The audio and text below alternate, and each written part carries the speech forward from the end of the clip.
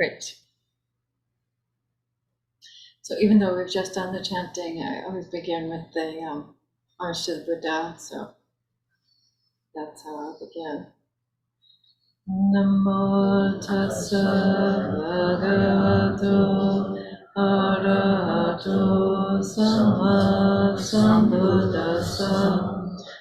Namo tassa bhagavato arahato samma sambuddhassa.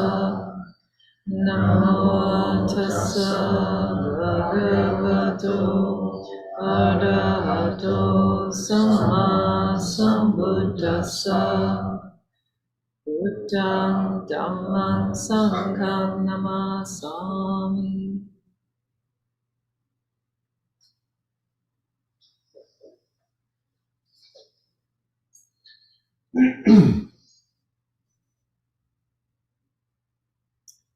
So beginning Friday night, and yesterday we have been exploring the topic of sense experience and how to come to know that sense experience in a way that meets it with wisdom and that can find a response, a skillful response. And looking specifically at one of the early Buddhist suttas, it's Middle Length Discourse 137, in case there are other Dhamma geeks in the room who have the tendency to go and look that up. And we're not covering the whole thing actually. We're just covering a portion of the sutta. So folks who were here before, there was a handout with a little bit of an outline. And somebody asked me if there was a second page, and there's not a second page because the outline ends at the point where the Buddha starts to provide examples. So those are sort of repetition of what we've gone over. But the sutta is describing a path that is about finding joy in your practice, about turning from looking to the world to give you things in order to bring you joy, and by investigating and really coming to peace with the way that things actually work in your life, that you can experience this joy. And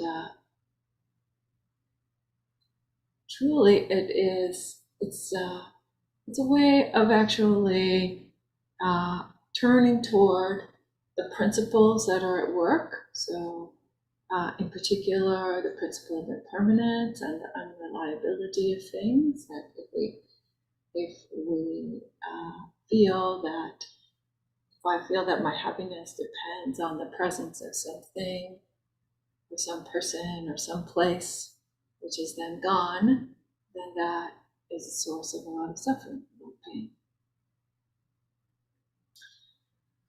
So it can be a tremendous relief to find out how those principles are at work in our lives and come to some kind of alignment with that in our hearts and our minds. And in a way, I think that for me and for many people, this particular part of the teaching of finding joy in understanding impermanence and the truths of our lives, the principles of our lives, is a feeling like, oh, it's not broken. This is how it works. I'm not broken. This is how it works. This body, this mind. It works in this way. And so we begin to see how things are as they are because the conditions are there, and if the conditions change, then things will change. And we learn how to work with that. And so we also talked a little bit about this yearning for your practice to develop, yearning once you start to rely on your practice as a source of joy. Then there can also be this way in which there's a sadness like, oh, or a frustration. Oh, I really wish that my meditation were a little stronger, or I had this insight or that experience or so. And learning to actually allow that to be a motivator, allow that to be something that brings you back to the practice again and again, rather than pushing it away or rejecting it in some way, thinking again that something's wrong with that, but letting that motivate you. And so we really see, I think, the compassionate nature of this practice, and the Buddha makes this very succinct statement in this sutta: relying on this, abandon that. With the support of this, then you can let go of that.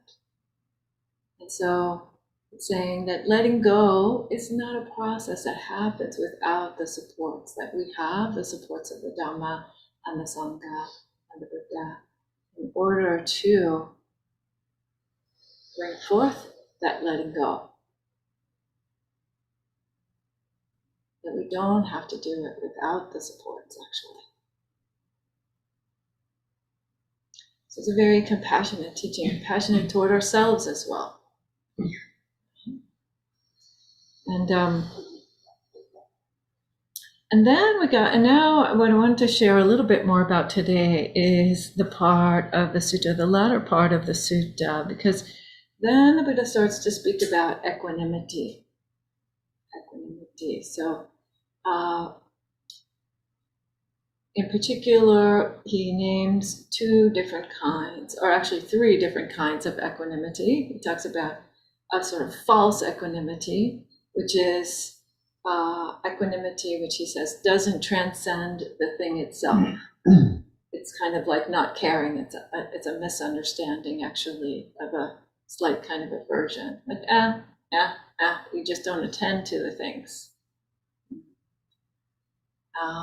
And so that the Buddha describes that as a kind of equanimity that needs to be surmounted. We need to go beyond that way of relating to our lives. And then he speaks about two kinds of equanimity that come out of the practice. So one kind of equanimity is equanimity with diversity. Equanimity with diversity. And it means being able to meet each thing, being able to have an encounter, an acceptance of the presence of each thing that we experience, or each person, or each feeling. Each experience is met, and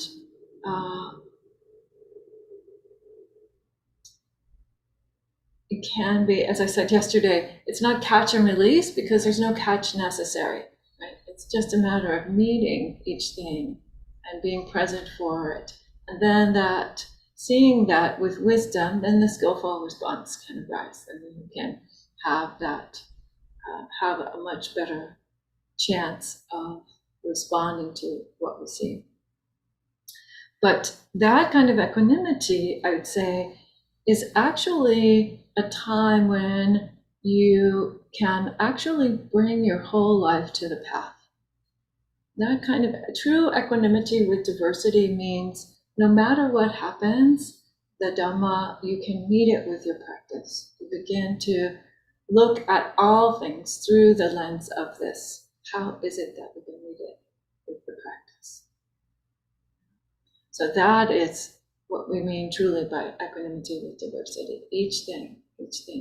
And it takes some time to do that, right? And you have to develop a degree of trust in your capacity to actually observe what's going on for you, for one. Sometimes that can be quite difficult to actually see some of the patterns that you see in your body or your mind, or things that happen in your life that are difficult or painful. But developing that trust that your practice can meet it, and again, turning toward the supports of Buddha, Dhamma, and Sangha to help you to do that and develop that sense of trust.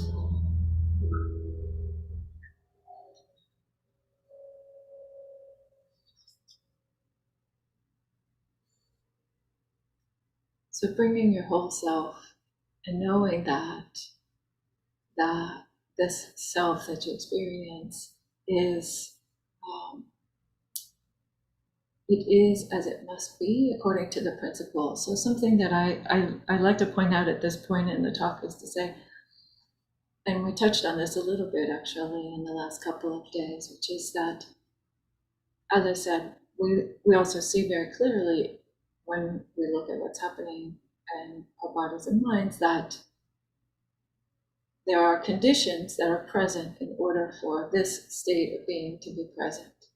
And when those conditions change, then that state of being can change. So if you want to make a change, then you know, okay, we have to change the conditions in order for that to occur.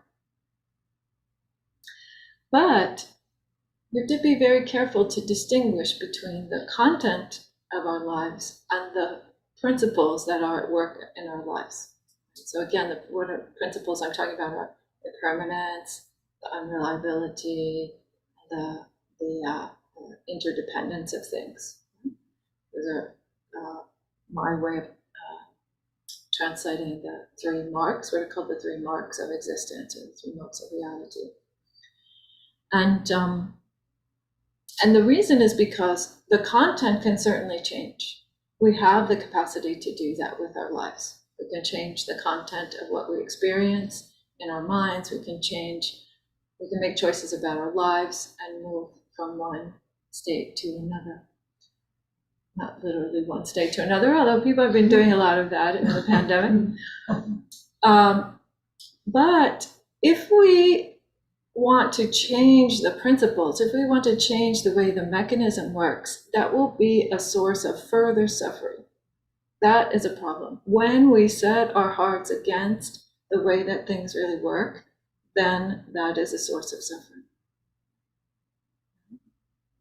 So this is something to be aware of when you start to think about how to work with what you're seeing within yourself. Don't set yourself against the principle of impermanence, or don't set yourself against the principle of interdependence. To find your ways to work with that. So, and then the Buddha goes on and he's speaking about another kind of equanimity, a completely different kind of equanimity, which is equanimity with unity. Equanimity with unity. And he states very specifically how he's defining these two terms in the sutta, so you can go have a look at it. But in the case of equanimity, what he talks about is, he says, there is the perception, equanimity with unity is the perception of these four things: the boundless space, boundless consciousness, nothingness, or the absence of things, and this state called neither perception nor non-perception. And these are said to be the four, what are called the four formless meditations. Formless meditations, the fifth through the 8th jhana, if you're doing it in the jhana form. But actually, Venerable Analayo wrote a book about this, and I, in this case, wholeheartedly agree with him that you do not need to practice jhanas in order to experience the four as what are called perceptions. So there's a whole other sutta where there's the instructions about how to experience these perceptions in your meditation without a jhana. But the idea of these is, as you can see from the descriptions, the boundlessness. It is a way of opening to the vast, vast, vast mind. That's what these perceptions are about. It's about opening to a mind which is so vast that there is nothing that will set it off balance. This truly, if we look at the forms of meditation that are given to us in the early Buddhist teachings, and the way that we talk about it later on in the Mahayana as well, to be a human being is to be limitless. We feel constrained by these bodies and minds, but to be a human being is truly to be limitless. And you can experience that. You can experience that on the cushion. And in an interesting way, you can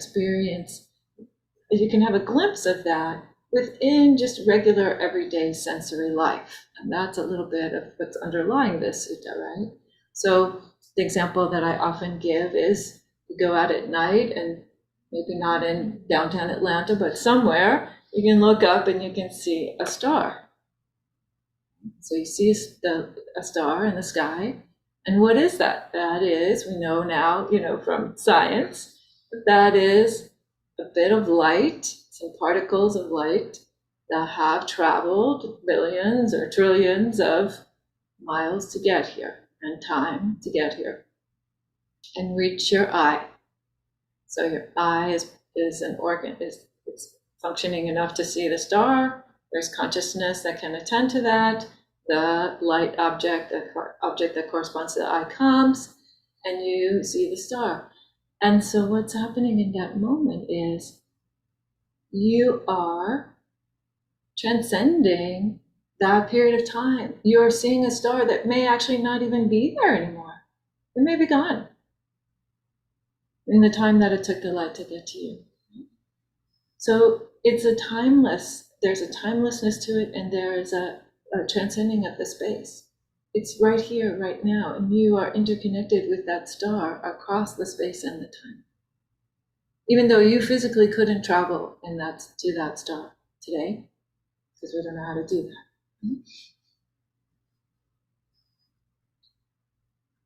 So it's not magic. It's literally the way that these bodies and minds are built.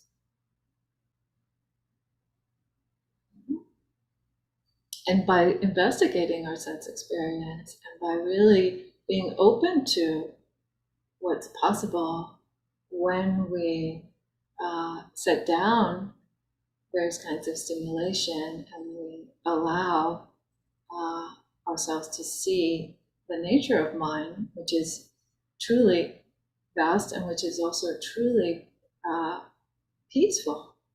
The mind itself is a phenomena that's quite peaceful. Then that equanimity can come, right? Because anything is a drop in the bucket compared to that, right? Anything.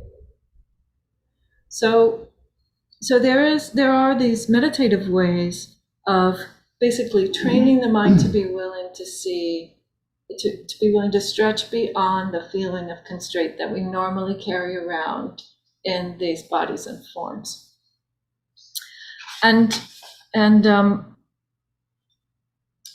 But then the Buddha really blows our minds in this sutta, and he says there is something that goes even beyond equanimity, either one of those two forms of equanimity.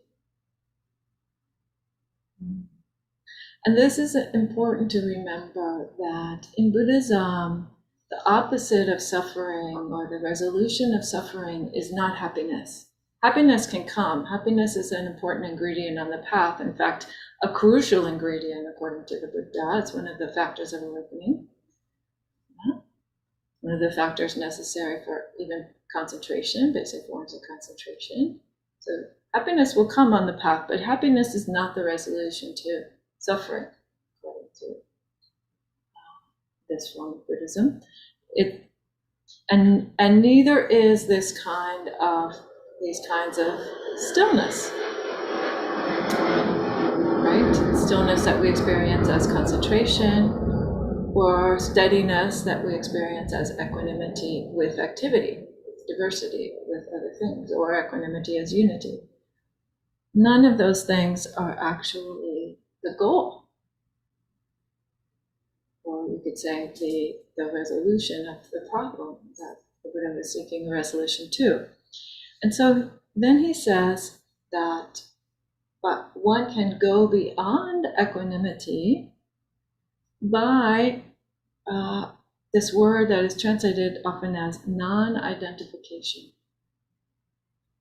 Non-identification, or another way to translate it is, if we take it literally, the Pali word is atammayata. And it's a very complex word. You have to kind of parse it out. They actually left it out of the Pali Text Dictionary, the Pali Text Society Dictionary in the beginning, because I suppose because they couldn't figure out how to parse it, but it's in there now.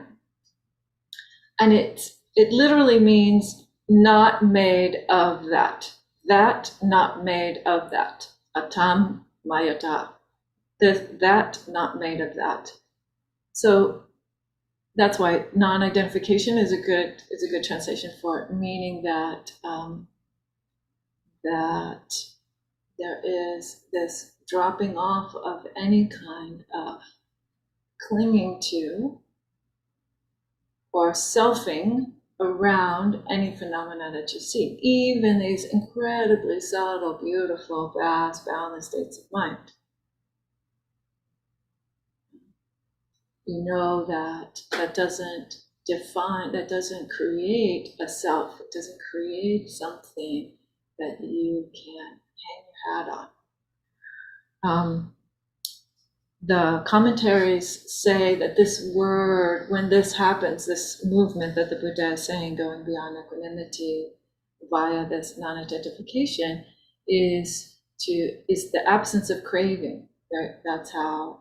So the commentaries often take these sort of mysterious words and give us a phrase to sort of try to relate to it. Sometimes skillfully, sometimes not so much. But in this case, it's very helpful, right? Because what is the absence of craving? That's the third noble truth. That is enlightenment, the end of dukkha. The absence of craving is the end of dukkha. So this teaching that even these most subtle states, which are very helpful, again, very helpful for seeing what is and is not this mind and body, are not the end-all be-all. We know this even from the Buddha's life story. He learned about different types of very, very sublime meditations from Alar Kalama and Uddaka Ramaputta before he went to go sit under the Bodhi tree, because he said, yeah, these meditations are lovely, and that doesn't really resolve the problem.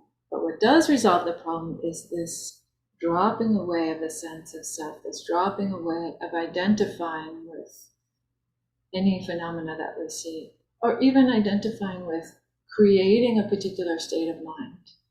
We see that states of mind and volition are equally impermanent.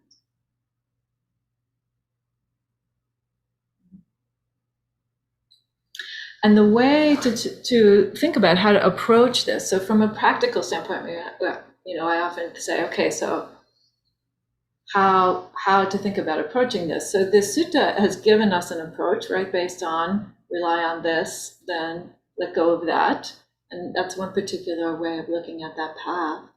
But for this last piece, what I find really interesting, that, I found that there's an interesting parallel here, and for me, something that helps to inform how to think about that is this instruction, this very, very pithy instruction that the Buddha gave to an ascetic named Bahya, who was actually not a monk at the time, and Malunkyaputta. And the story of Bahya, I would tell you the story of Bahya because it's a little more entertaining than the Malunkyaputta Sutta. And it is from the so-called minor discourses in the Khuddaka Nikaya. And so Bahya was an ascetic who thought that he was very close to enlightenment. But one of his relatives who had died and become an angel, basically, came to him and said, "You're not even close, dude. You're not even close. So go talk to the Buddha."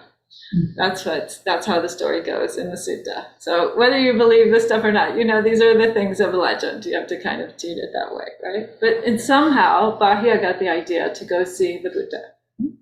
So he goes walking. He's an ascetic. He's not a monk. And he asks around, where's the Buddha? So the Buddha's in such and such a town, and he goes walking to see the Buddha. And he catches the Buddha while the Buddha is just starting his alms round, collection of his meal for the day in the town.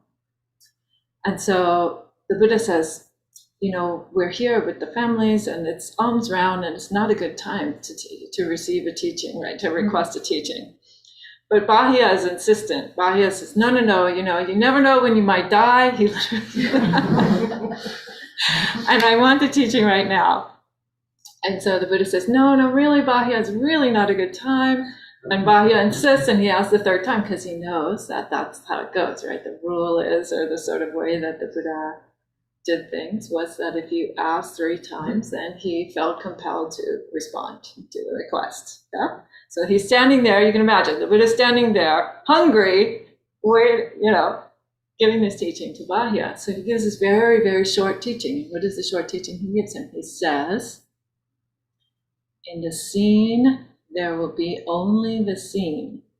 In the heard, there will be only the heard. In the known, or the cognized, there will be only the known. You should train yourself this way. And when you do, when that is true for you, that in the seen there is only the seen, then you will see that there is no you in that. And there is no you somewhere else or any place in between. That is just the end of suffering.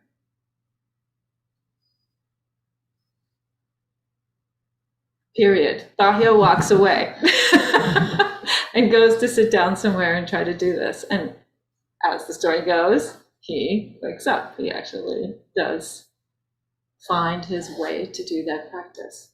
So in the seen, there's only the seen. In the heard, there's only the heard.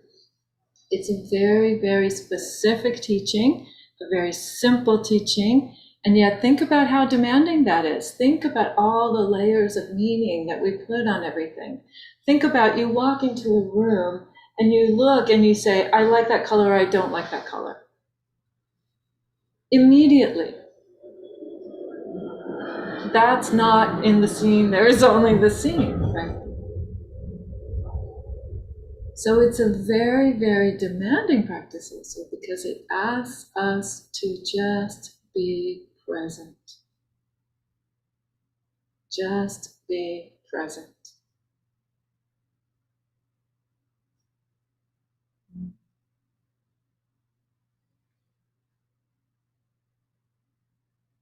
And we can.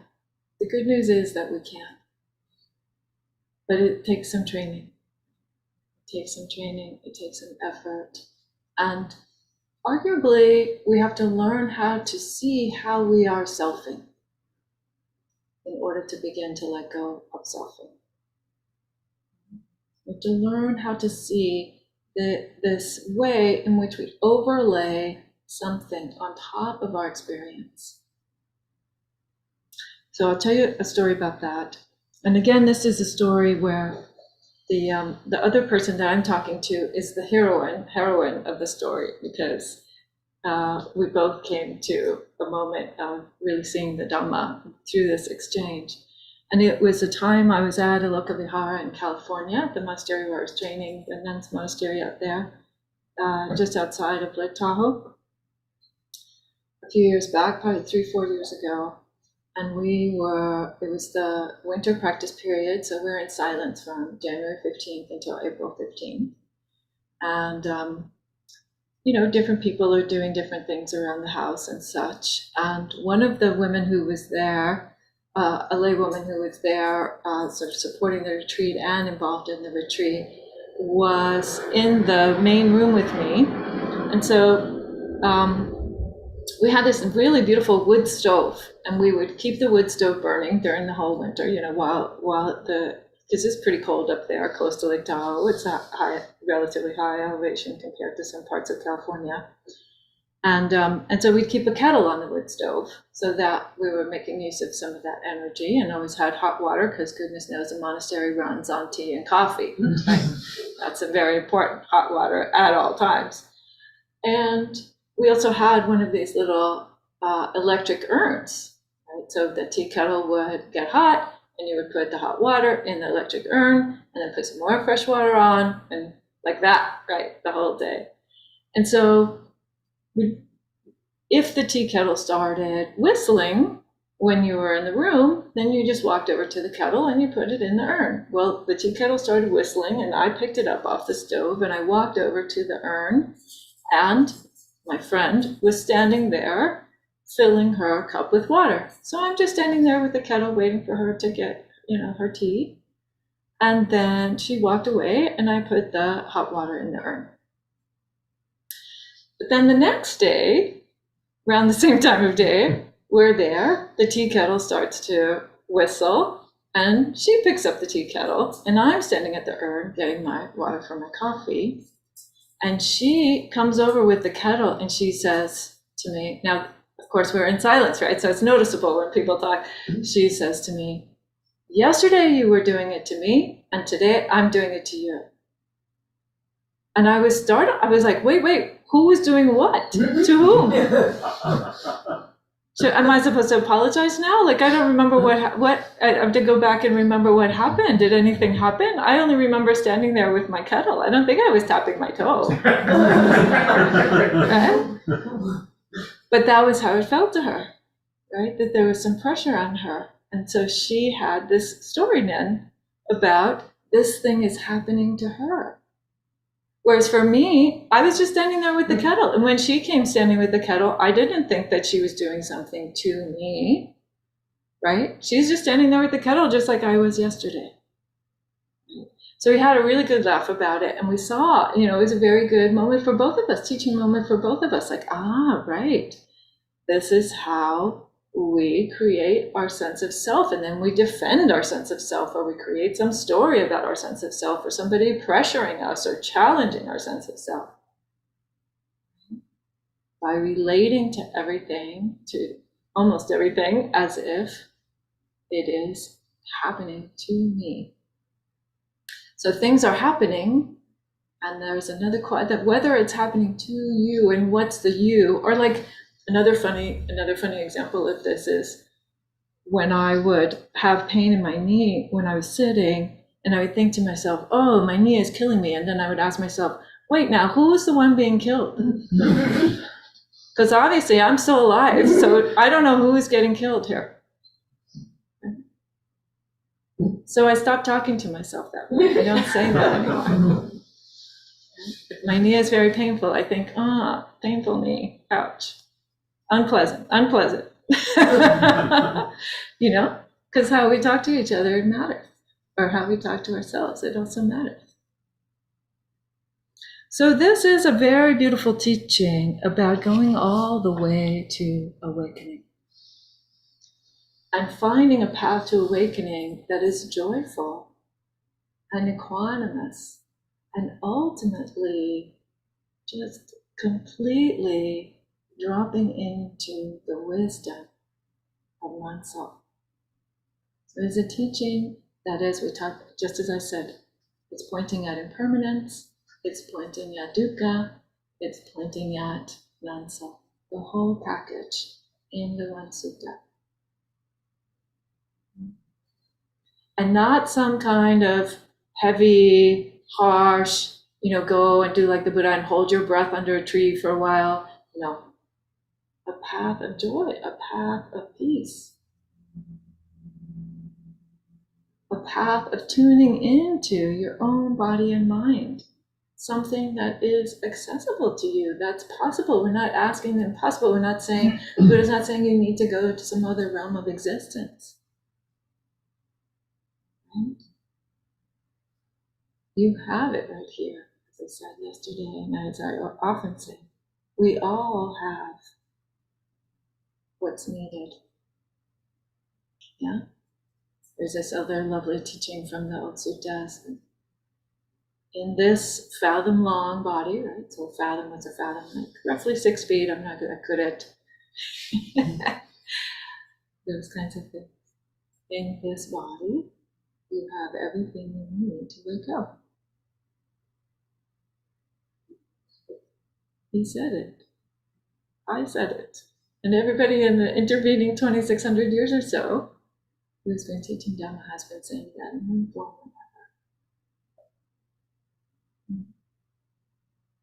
another. So take that first step and start looking for joy in your practice, and think about, what are the ways that you can turn to the joy in your practice, whether that's the meditative joy, or the joy of the Sangha, or the the joy of being of service, or the joy of chanting, or whatever it is that brings that to you, that uplift.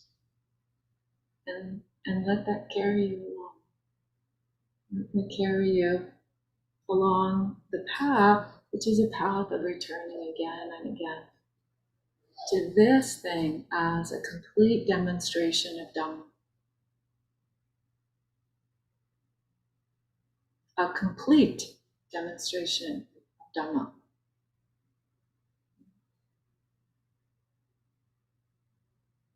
Thank you.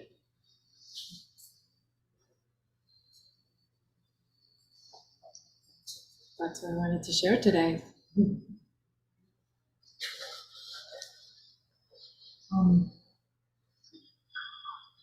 Well, we're going to do the 4 Bodhisattva vows. Yes. I'm going to put this right here so people can hear you a little better. I'm pretty loud. Okay.